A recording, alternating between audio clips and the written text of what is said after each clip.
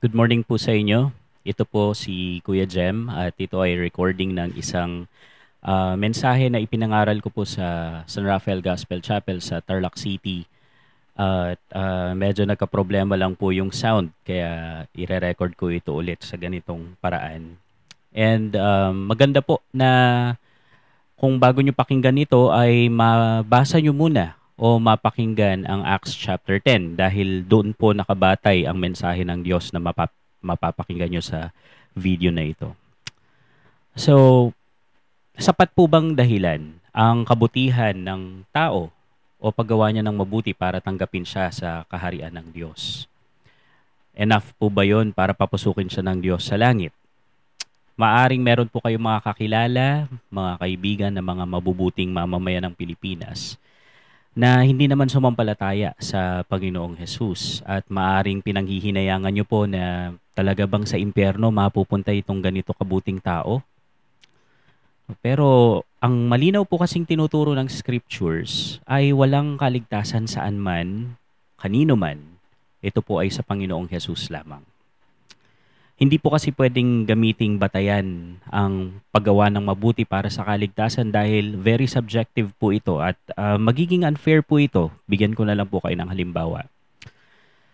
Kung yung mga mahihirap po, ang kaya na lang nilang suportahan ay yung sarili nila or yung mismong pamilya nila, hindi po dadami yung magagawa nilang mabuti. Ang matutulungan na lang nila yung sarili nila or yung kapamilya nila. Pero yung mga mayayaman, dahil mayaman nga sila gamit ang kanilang pera, marami po silang matutulungan. No? At malinaw na po dyan na unfair pagdating sa mayaman at mahirap, unfair kung ang basehan ng kaligtasan ay ang paggawa ng mabuti. Ganon din po yung mga may nakaraang past, yung mga may masasamang mga nakalipas, no? Mga gumagawa ng mga krimen noon at nagpasya na magbagong buhay, magsisimula ng gumawa ng mabuti, lugi pa rin po sila dun sa mga tao na pinalaki sa mga relihiyosong pamilya at tinuruang gumawa ng mabuti sa panahon pa na sila ay bata. Pero alam niyo po, salamat sa Diyos dahil ang paraan na ginamit niya, ang paraan na ginawa niya para magbigay ng kaligtasan ay hindi nakabatay sa kakayahan ng tao, hindi nakabatay sa kondisyon ng sino man. Mayaman ka man o mahirap, may pinag-aralan ka man o wala, babae ka man o lalaki, may trabaho ka man o wala. Hindi po yan ang batayan para maligtas. Ang paraan na ginamit po ng Diyos para magbigay ng kaligtasan sa lahat ay sa pamamagitan lang ni Kristo, sa pamamagitan ng pagsampalataya sa Kanya. Unfortunately, meron pong mga relihiyon, may mga tao na ang paniniwala ay ang paggawa ng mabuti ay paraan para maligtas. At sana ang inyo pong iglesia ay hindi nagtuturo ng ganyan. Dahil yung katotohanan na matutunghayan po natin sa umagang ito ay nagtuturo sa atin na ang kaligtasan, ang kapatawaran ay sa pamamagitan lang ni Kristo. Yan po ang ituturo sa atin ng Diyos sa umagang ito sa pamamagitan po ng storya ng huling senturyon dun sa series po ng SRGC na ang pangalan ng senturyon na ito ay si Cornelius. Ang katotohanan po na makikita sa kanyang buhay ay ang kapatawaran at kaligtasan ay sa pamamagitan ni Kristo lamang at hindi nakabatay sa ating mga gawa. Ang mensahe po ng Diyos dito sa video na ito ay nahahati sa tatlong bahagi. At sasagutin po natin ang tatlong tanong para maging malinaw sa atin kung ano ba ang itinuturo ng Diyos sa pamamagitan ng buhay ni Cornelius. To be specific, titingnan po natin ang sagot sa tatlong tanong na ito. Maliligtas ba ang tao ayon sa kanyang kabutihan? Ano ang nilalaman ng mabuting balita? At ano ang tamang pagtugon sa mabuting balita? Sige, simulan po natin dun sa unang tanong. Sabi po ng isang awitin, I did my best, but I guess my best wasn't good enough. Ang kapatawaran at kaligtasan po ay sa pamamagitan ni Kristo lamang at hindi ito nakabatay sa ating mabubuting gawa. At hindi po magiging sapat, hindi makakadagdag, hindi makakaligtas ang paggawa natin ng mabuti. Bakit po? Ayon po sa Isaiah 64 verse 6, Kaming lahat ay naging parang maruming bagay at ang lahat ng aming mabubuting gawa ay parang maruming basahan. Diyan po sa talatang yan, malinaw na nating makikita na ang paggawa ng mabuti ng tao ay hindi niya pwedeng gamitin para maging matuwid siya sa harapan ng Diyos. Dahil yung sarili nating kabutihan ay parang maruming basahan sa harap ng Diyos. At yung katotohanan po na yan ay makikita natin sa istorya ni Cornelius. Ngayon, tingnan po muna natin kung paano siya ipinakilala ng scriptures. Sa Acts chapter 10 verse 1 to 2, ganito po ang sinasabi. Doon sa Cesarea ay may isang lalaking ang pangalan ay Cornelius. Siya ay isang kapitan ng batalyon ng mga sundalong Romano na tinatawag na batalyong Italiano. Siya at ang kanyang buong pamilya ay may takot sa Diyos. Marami siyang naibigay na tulong sa mga mahihirap na Hudyo at palagi siyang nananalangin sa Diyos. Deboto, may takot sa Diyos, matulungin sa nangangailangan, mapanalanginin.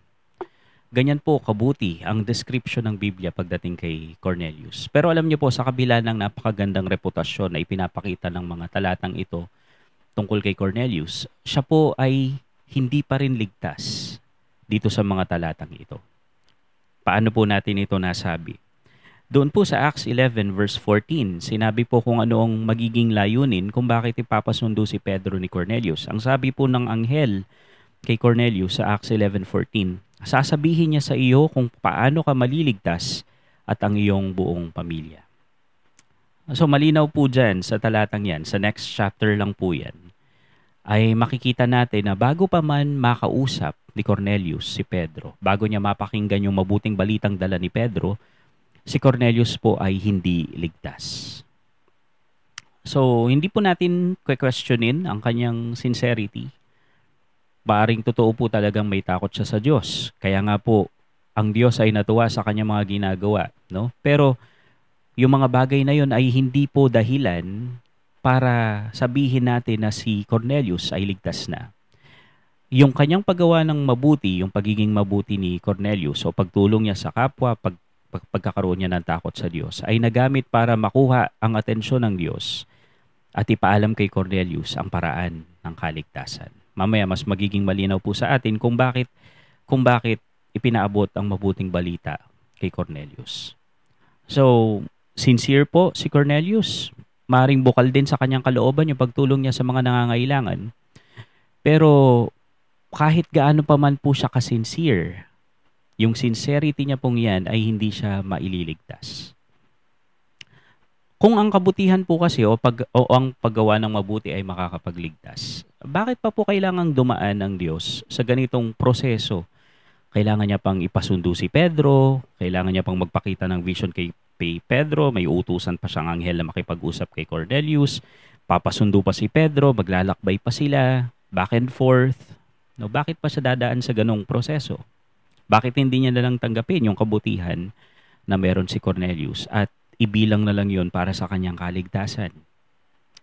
Kasi po ang katotohanan ay hindi naman talaga nakakapagligtas ang paggawa ng mabuti. At ang katotohanan po ay iisa lang ang paraan ng kaligtasan. At yan po ay ipapaalam sa kanila ni Pedro pagdating niya. No? So, kasi bakit ba hindi magagamit ang paggawa ng mabuti para maligtas? Pansinin na lang po natin itong talatang ito sa Romans chapter 3 verse 10 to 12. Ang sabi po, walang matuwid sa paningin ng Diyos, wala kahit isa. Walang nakakaunawa tungkol sa Diyos, walang nagsisikap na makilala siya. Ang lahat ay tumalikod sa Diyos at naging walang kabuluhan. Walang gumagawa ng mabuti, wala kahit isa. Ngayon, hindi po natin mababasa sa account ni Lucas na dinescribe niya si Cornelius na mabuti. Wala po tayong mababasang talatang ganon. And yung mga taong tumawag po kay Cornelius na matuwid o mabuti ay mga tauhan na inutusan niyang sunduin si Pedro at ang mga ito po ay mga hindi mananampalataya. So, kung papansinin po natin yung katotohanan na yun from the scriptures, masasabi natin na sa point of view ng sanlibutan, pag tumingin ang isang makamundo, isang hindi mananampalataya, sa isang taong kagaya ni Cornelius, sasabihin niya, deserve nitong tao na to na mapunta sa langit. nararapat lang sa kanyang makapasok doon at magkaroon ng buhay na walang hanggan. Yan po ay sa pananaw ng mga unbelievers o ng mga tao ng mundo. Pero pagdating sa sukatan ng salita ng Diyos, pag ito na po ang ginamit nating pamantayan, ang sabi ng scriptures, ang lahat ay nagkasala at hindi nakaabot sa kalwalhatian ng Diyos. Ibig pong sabihin, kahit gaano pa man kabuti si Cornelius sa paningin ng mundo, pagdating sa harapan ng Diyos, si Cornelius ay makasalanan, si Cornelius ay nangangailangan ng kapatawaran, si Cornelius ay nangangailangan ng kaligtasan. Yan po ang katotohanan na makikita natin dito. And yun nga po, no? So nakita natin na posible na ikaw ay mapanalanginin, posibleng meron kang takot sa Diyos, posibleng tumutulong ka o nagkakawang gawa ka sa mga mahihirap, pero hindi ka pa rin ligtas. Dahil hindi naman po kasi yung mga yon ang paraan ng kaligtasan. Ang mga yon ay mabubuting bagay, mabubuting gawa po sila, pero hindi po sila sapat para makapagligtas ng tao. They are good but not good enough for salvation. Ngayon, bago po natin iwan itong huling puntos, maganda pong mapansin natin itong bagay na ito sa pagkakaiba ng mga nagsasabing sila'y mananampalataya kumpara sa mga taong kagaya ni Cornelius na hindi pa mananampalataya pero nakikitaan ng ganitong klase ng pamumuhay. Nakakalungkot po na may mga nagsasabing ang sila'y Kristiyano, pero sa halip na magkaroon sila ng tamang pagkatakot sa Diyos, mas natatakot pa silang mabuking o mahuli dun sa mga pagkakamali o pagkakasalang ginagawa nila. Hindi sila nagkukusa o walang pagkukusang tumulong sa mga nangangailangan. And hindi rin sila ganun kamapanalanginin.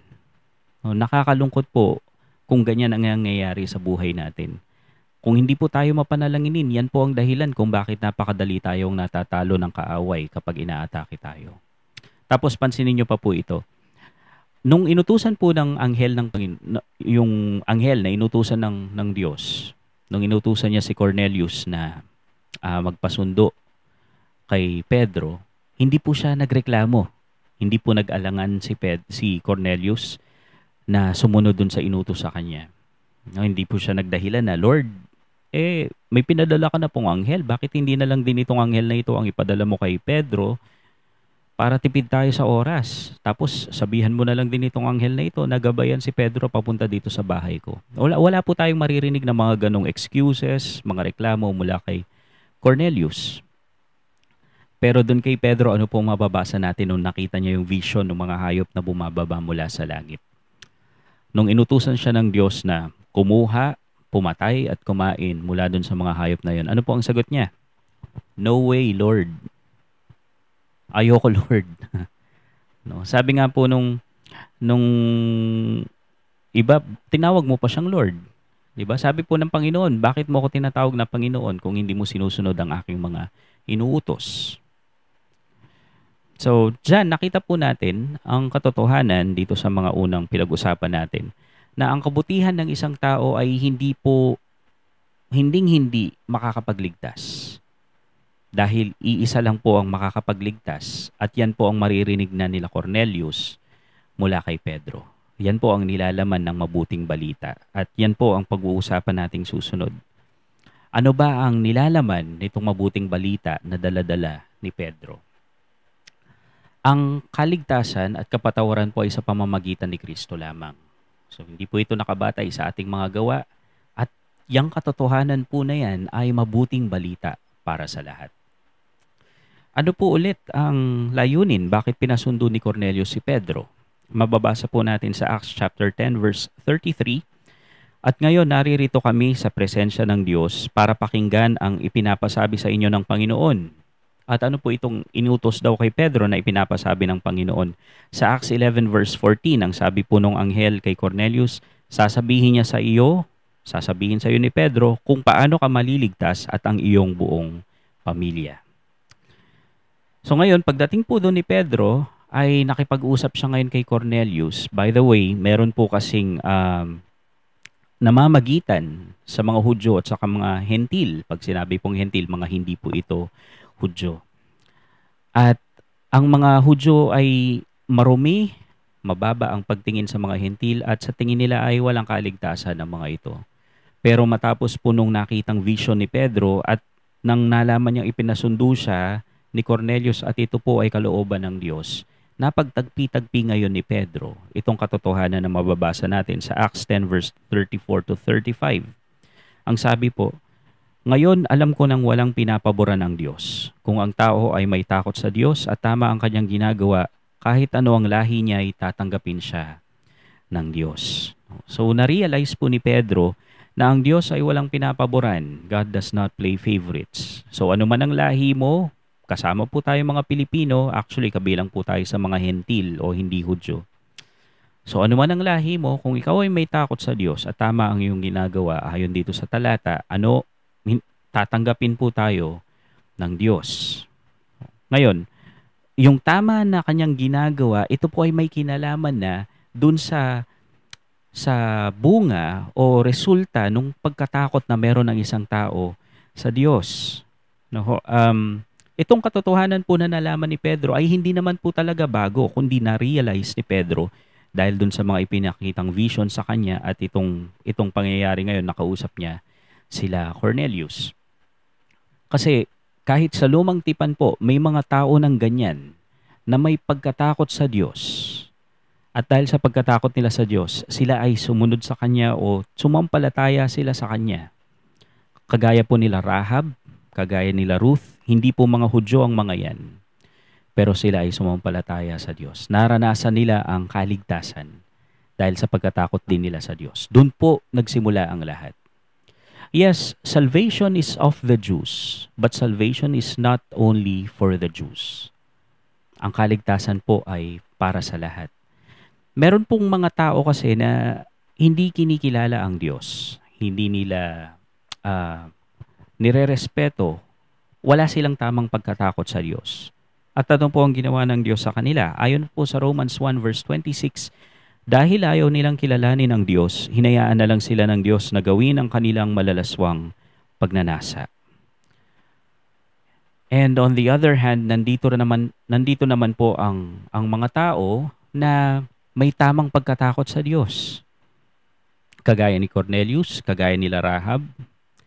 At ano po ang sinasabi ng scriptures tungkol sa pagkatakot sa Diyos? Ayon po sa Proverbs 9 verse 10, the fear of the Lord is the beginning of wisdom. Ang pagkatakot daw sa Panginoon ang pasimula ng karunungan. And pag tinignan po natin ang 1 Corinthians 1 verse 24, makikita po natin itong napakagandang katotohanan doon. Ang sabi, but to those called by God to salvation, both Jews and Gentiles, Christ is the power of God and the wisdom of God. Pansinin niyo po yan, Ang Panginoong Jesus daw ang karunungan ng Diyos. Therefore, kung ikaw ay may tamang pagkatakot sa Diyos, gagawa ng paraan ng Diyos para makarating sa iyo ang tama at malinaw na mensahe ng kaligtasan. At ito po ang nangyari kay Cornelius. Nabasa po natin kanina sa introduction sa kanya na siya ay God-fearer, may takot siya sa Diyos. At dahil dito sa pagkatakot niya sa Diyos, gumawa ngayon ng paraan ng Diyos para makarating sa kanya ang mabuting balita sa pamamagitan ni Pedro. Pansinin niyo po yun hindi pa rin po nakakapagligtas ang mabuting gawa. Kaya ang kailangan po kasing mangyari ay marinig ni Cornelius itong mabuting balita mula kay Pedro. At titingnan natin kung ano ang dapat na maging tugon doon sa mabuting balita na yon mamaya. Ngayon, matapos po itong mga bagay na ito, sinimulan na po ni Pedrong ipahayag o i-unfold yung gospel message. Ang simula po ng kanyang pangangaral ay yung pinaka-summary. Kumbaga po sa mga nagsusulat, minsan ang topic sentence ay nandun sa first sentence ng paragraph. At yung mga susunod na sentences ay sinusuportahan yung pinakaunang sentence na yon, yung topic sentence. At ito po ganito yung ginawa po ni Pedro dito sa pangangaral niya ng mabuting balita sa Acts 10. Sa Acts 10 verse 36, ito po ang mababasa natin, ang summary ng mabuting balita na kanyang ipinapangaral. Ang sabi po, narinig ninyo ang magandang balita na ipinahayag ng Diyos sa aming mga Israelita, na ang tao ay magkakaroon na ng magandang relasyon sa Diyos sa pamamagitan ng pananampalataya kay Hesukristo na siyang Panginoon ng lahat. Yan po yung gospel in a nutshell dito sa Acts chapter 10 na magkakaroon na ng magandang relasyon ang Diyos sa pamamagitan po ng pananampalataya kay Kristo. Hindi po sa pamamagitan ng gawa, hindi sa pamamagitan ng pagiging relihiyoso, kundi sa pamamagitan ng pananampalataya kay Hesukristo. At malinaw pong inulit ni Pablo doon na si Kristo ay Panginoon ng lahat. Hindi po siya Panginoon ng mga Hudyo lang. Kasama po dito ang iba pang mga lahi na ipinangako ng Diyos na pagpapalain ng Diyos sa pamamagitan ni Abraham. Doon pa lang po sa Genesis chapter 12. Ngayon, ano po itong nilalaman? Ano itong mga detalye ng mabuting balita na ito? Doon po sa verse 37 to 39 ay kwento ni Pedro yung public ministry ng Panginoong Jesus, yung mga himalang ginawa niya, yung mga pangangaral niya. Yun po ang nilalaman ng mga unang mga sinabi niya. At pagkatapos po nito ay binanggit niya sa kanila yung pagkamatay ng Mesyas sa verse 39. Ngayon, hindi po siya tumigil dun sa pagkamatay ng Mesyas, kundi binanggit niya rin po ang napakagandang katotohanan na nangyari na itong namatay na Mesyas na ito ay muling nabuhay sa ikatlong araw. Mababasa po yun sa verse 40. At itong pagkabuhay ng Panginoon, itong muling pagkabuhay ng Mesyas ay nasaksihan. Lalo na nitong mga alagad, nitong mga pinili niya mga disipulo. No, yan po ang ipinahayag ni Pedro. At ngayon, siya po ay magsasabi sa atin ng iniutos sa kanila ng Panginoon dun sa Acts chapter 10 verse 42 to 43. Ang sabi po dun sa Acts 10 verse 42 to 43, inutusan niya kaming mangaral ng magandang balita sa mga tao at magpatotoo na siya ang tunay na pinili ng Diyos na maging tagahatol ng mga buhay at ng mga patay. Okay, bago ko po ituloy dun sa susunod na talata, pansinin po natin ito na si Kristo, dahil sa muli niyang pagkabuhay, ay malinaw na siya po ang pinili ng Diyos na maging hukom, maging tagahatol ng mga buhay at ng mga patay. Ibig sabihin ng lahat, ang Panginoong Hesus ang magiging hukom, siya ang magiging judge. At pag pinag-uusapan po natin ay ang paghuhukom o ang paghatol, nakakatakot po talaga yan. No, nakakakabay ang mga yan kasi hindi mo alam kung makiklear ka o ikaw ay madideclare na guilty. So, ano po ang magiging batayan para ma-declare kang guilty? Para ma-clear ka sa iyong mga atraso. Ito po kasi ang problema. Ang declaration ang declaration ng Biblia tungkol sa ating mga tao ay nagkasala po tayo. Ang lahat ay nagkasala.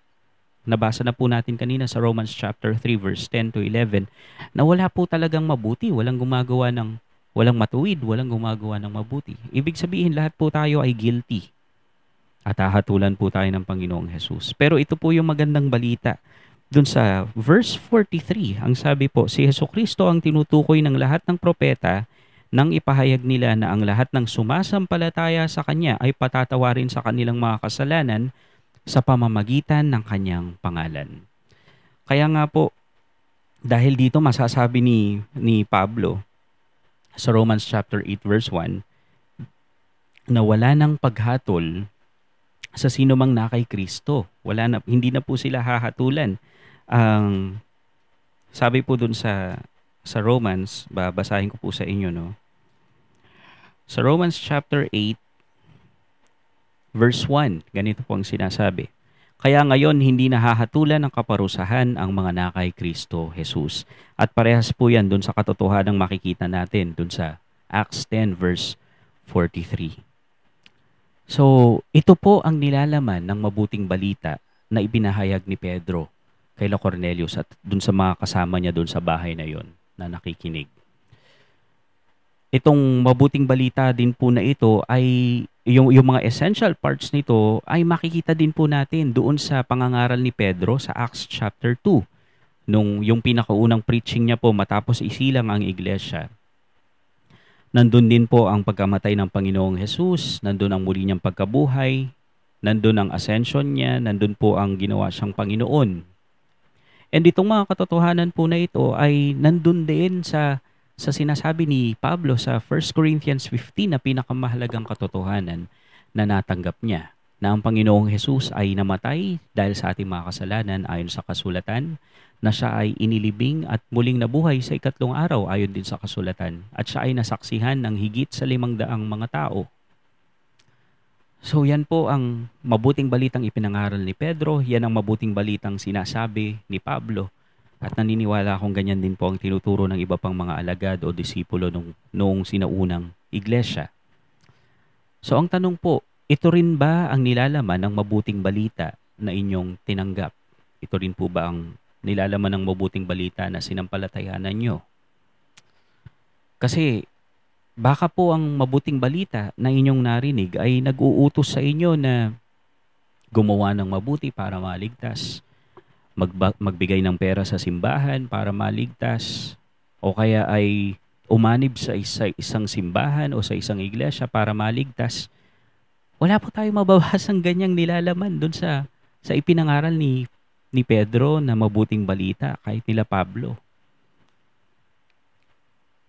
Tapos, maliban po doon, maliban sa mahalagang nilalaman ng mabuting balita na ito, ay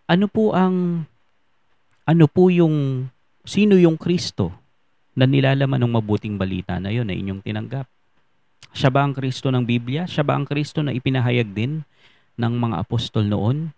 Dahil kung ang Kristo po na inyong sinampalatayanan ay tao lang, hindi po yan ang Kristo na sinasabi ng Biblia.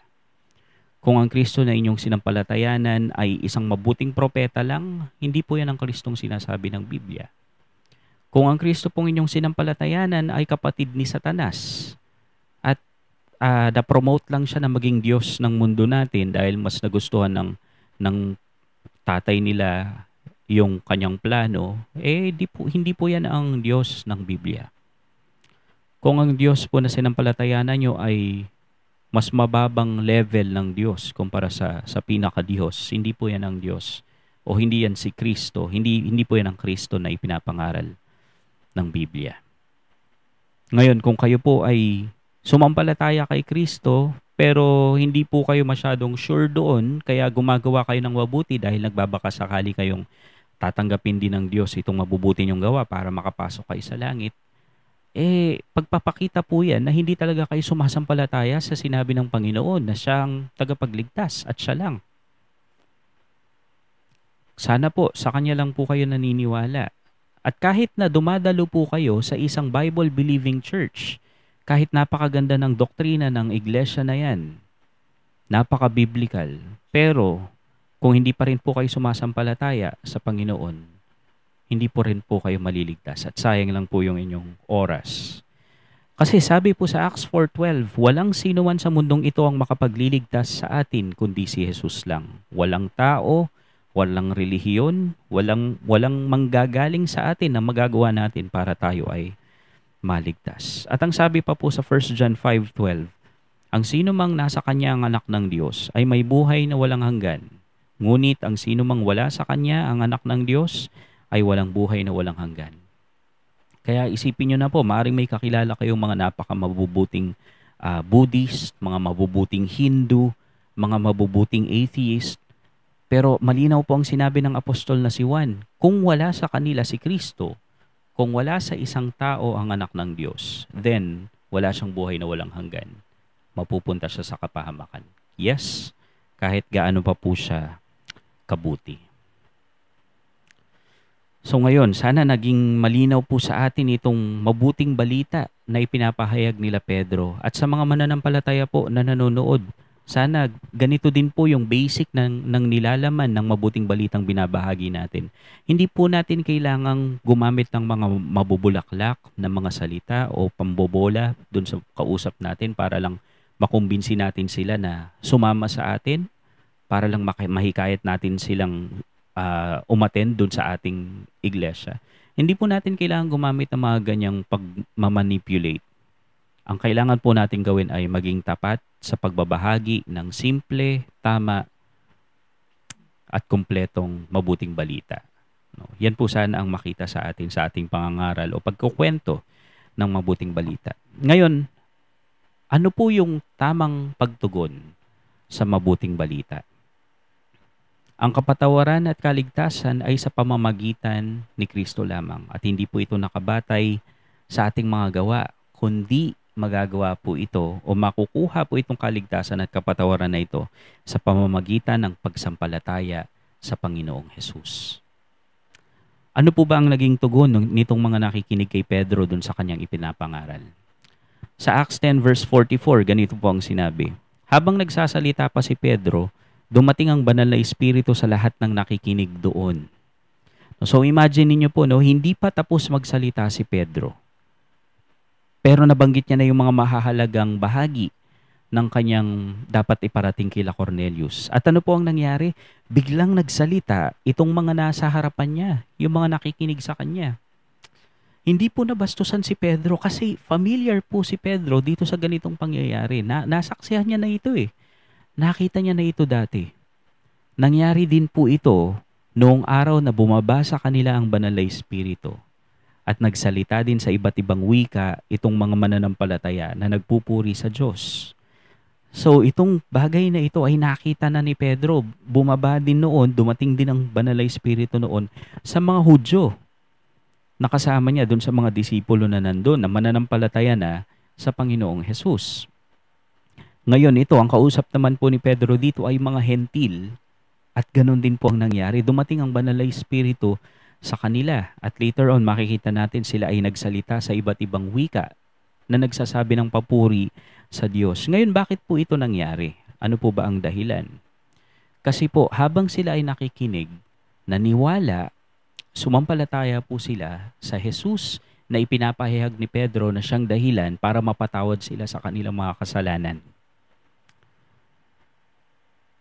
Paano po natin ito nasabi? Paano natin nasabing ang nangyari kaya bumaba ang Holy Spirit ay nanampalataya sila? Wala naman tayong makikitang nagsasalita sila na sinabi nilang sumasampalataya na kami. Makikita po natin ang sagot dyan sa Acts 11 verse 17. Ang sabi po ni Pedro, kaya ang nangyari sa kanila ay nagpapatunay na ang ibinigay ng Diyos sa ating mga Hudyo nang sumampalataya tayo sa Panginoong Hesukristo ay ibinigay din niya sa mga hindi Hudyo. Pansinin niyo po dun sa verse na yan na ang pagkakaparehas po nila ay parehas nilang tinanggap yung bagay na yun, ang banal na espiritu, parehas po nilang tinanggap. At ano po yung nangyari? Bakit daw tinanggap ng mga Hudyo ang ibinigay ng Diyos na banal na espiritu? Kasi sumampalataya po sila sa Panginoong Hesukristo.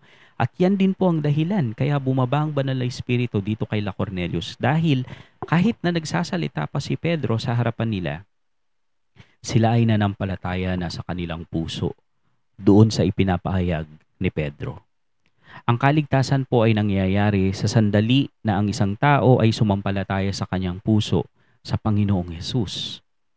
At yung sinampalatayanan niya sa kanyang puso ang Panginoong Hesus dahil sa ganda po ng kaligtasan sa napakagandang biyaya na kanyang natanggap, imposible po na maging tikom ang kanyang bibig at hindi niya purihin ang Diyos, ang kanyang tagapagligtas. Kaya nga po ang sabi sa Romans 10 verse 9 to 10 ni Pablo, if you confess with your mouth that Jesus is Lord and believe in your heart that God raised him from the dead, you will be saved. For with the heart one believes and is justified, and with the mouth one confesses and is saved. So malinaw po na ang nangyari kila Cornelius ay sumampalataya sila sa kanilang puso. Hindi po sila kinailangang bautismuhan muna para maligtas. Hindi po sila gumawa ng mabuti, kaya sila naligtas. Hindi po sila sumunod sa isang sinner's prayer na babanggitin ni Pablo para maligtas. Kundi ang nangyari po ay sumampalataya sila sa kanilang puso doon sa narinig nila mula kay Pedro at sila ay naligtas. At sana po kagaya nila Cornelius at ng mga iba pang nakikinig kay Pedro noong araw na yon, sana po kayo ay sumampalataya na rin sa Panginoong Hesus sa inyong mga puso. At kung yan po ay totoo, walang sino man ang makakapigil sa inyo para purihin ang Diyos, para purihin ang Panginoong Hesus sa inyong natanggap na kaligtasan. Bilang konklusyon po, iniisip nyo pa rin po ba na hindi naman kayo ganun kasama? Iniisip nyo pa rin po ba na nagbabaka sakali kayo na pagdating ng paghatol ay baka tanggapin naman kayo ng Diyos dahil mabuti naman kayong tao, hindi naman kayo masyadong masama kagaya ni Hitler. Kung ganyan pa rin po ang pag-iisip nyo matapos ang mga narinig nyo sa umagang ito, si Cornelius na po ang nagsasabi sa inyo, maling-mali ang ganyang pag-iisip. Malinaw pong pinakita sa atin ang karanasan ni Cornelius na ang kabutihan ng isang tao, ang paggawa niya ng mabuti ay hindi makakapagligtas. At malinaw din po nating nakita na iisa lang ang paraan ng kaligtasan at yan ay sa pamamagitan ng pagsampalataya sa Panginoong Jesus. Kung kayo po ay hindi pa rin nakakatiyak sa inyong kaligtasan at anumang sandali ay mamamatay kayo at hindi po kayo nakatitiyak kung nakaiwas na kayo sa kapahamakan, hindi po masamang maging sigurado. Ngayon din po ay pwede niyong gawin yan. Ngayon din po ay sumampalataya kayo sa Panginoong Jesus sa inyong puso. Wala pong pipigil sa inyo na gawin yan. Ang mahalaga po ay itong pagsampalataya na ito ay nagmumula sa inyong puso, hindi lang po sa inyong nguso. At kung meron pa po kayong mga pag-aalangan, sana ay makahanap kayo ng mga tao na makakasagot sa inyong katanungan. Maghanap po kayo ng mga Bible-believing churches. Pwede niyo po akong kontakin para makapag-recommend po ako ng pwede niyong daluhan. At pwede ko rin po kayo magabayan kung meron pa kayong mga katanungan. Ngayon, kung kayo naman po ay mananampalataya na, isipin niyo po, baka may Cornelius po sa inyong buhay na tinitingnan niyo na isang mabuting tao. At baka nagbabaka sakali din po kayo na, baka tanggapin naman ng Diyos yung kaibigan ko. Mabait naman siyang tao eh. Again, si Cornelius na po ang nagpakita sa atin na kahit gaano pa kabait ang isang tao, hindi po yun sapat na dahilan para siya ay maligtas. Kailangan po ng kaibigan nyo, kailangan ng kakilala nyo na marinig ang mabuting balita at sumampalataya sa Panginoong Jesus. Yan lang po ang tanging paraan para siya ay magkamit ng kaligtasan. Dahil ang kapatawaran at kaligtasan ay sa pamamagitan ni Kristo lamang at hindi po ito nakabatay sa ating mga gawa. Pagpalain po kayo ng Panginoon. Hanggang sa muli po.